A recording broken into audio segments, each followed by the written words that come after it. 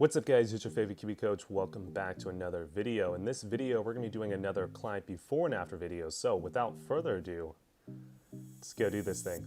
So welcome back to the channel guys. If you guys are new to Kiwi Golf Japan, we do a bunch of videos like this every single week. So what you got to go do is hit that little red subscribe button, smash the like button, please leave me a comment. Let me know what you guys think about this clients before and after video. And as always, hit that little bell notification. You guys will get notified every single time we drop a video.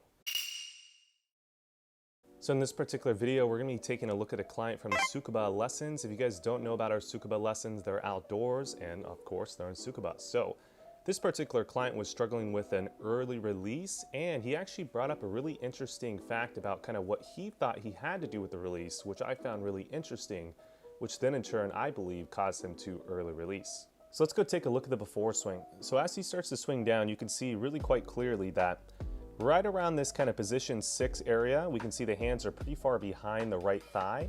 And then as the hands start to get in line with the right thigh, we're gonna see that the club shaft is below the hands, right? So that means that he's early releasing. And then if I zoom out just a little bit for you guys, so you can see the golf ball as well, as he starts to get into impact, we can see that the hands and the club head are pretty much in a line as well. We can see that the left thigh over here is kind of slid out in front of him. So it's that classic early release looking impact. Now, what are the reasons on why this client was early releasing? Well, the interesting fact that he told me was he actually believed that he had to catch up the club head to the hands to be able to square up the face to be able to hit the golf ball straight, which actually in turn led him to start early releasing to do that. And that was the interesting fact. And I feel like maybe a lot of you guys out there might be thinking about the same thing.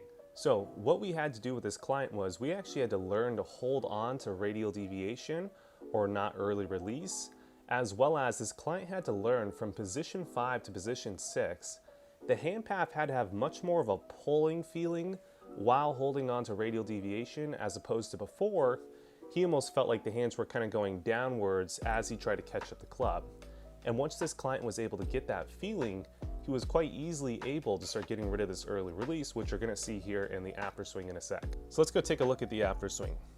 So from here, again, remember from position 5, he's gonna start pulling a lot more than he was before, as well as holding on to radial deviation. And by the time the hands get in line with the right thigh, we're now seeing that the club shaft is parallel to the ground, as opposed to, remember before, he was actually below the hands, which means he's early releasing.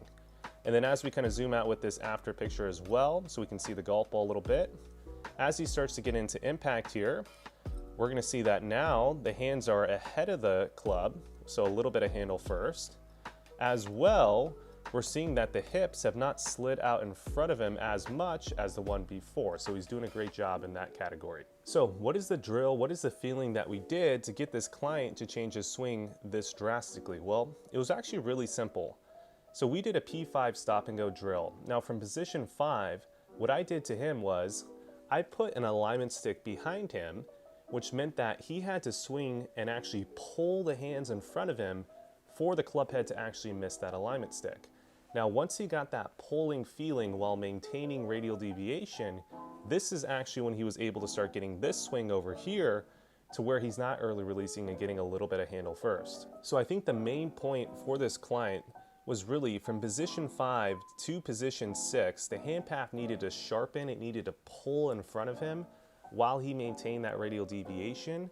And then from there, what we actually talked about, once he got into the proper P6, then we talked about from here to here, there's still gonna be a little bit of pulling, but also there's gonna be a little bit of an upward movement of the hand path.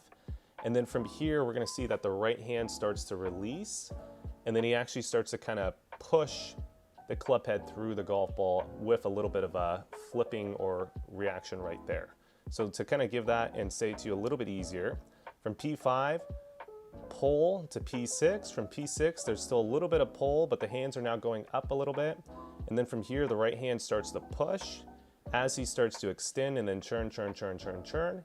And that was really the release motion he had to learn. So if you guys are struggling with an early release like this client right here, the drill that I want you guys to go do is set up your golf bag behind you, put an alignment stick behind you, and let me kind of see if I can draw this real quick. So if he goes up to position 5 here, if you can put an alignment stick, and this is not going to be perfect because the frame kind of cuts out, but if you could put an alignment stick about right here, that's going to force you to pull the hands forward. It's going to feel like you're getting a lot more narrow than you typically do.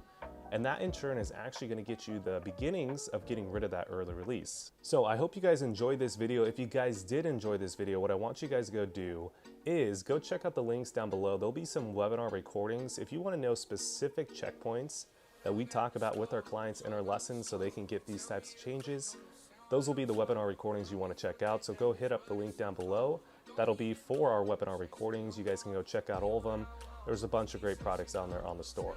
For you instructors out there, if you guys want to see and come to a lesson and see exactly how I change a client like this to make sure that they get rid of early release or whatever it is, I want you to go check out my Kiwi Coach Shadowing program. Again, there'll be a link down below. You can actually come physically or virtually to my lessons and watch clients just like this get their golf swings changed. So if you're interested in that, go hit up the link down below.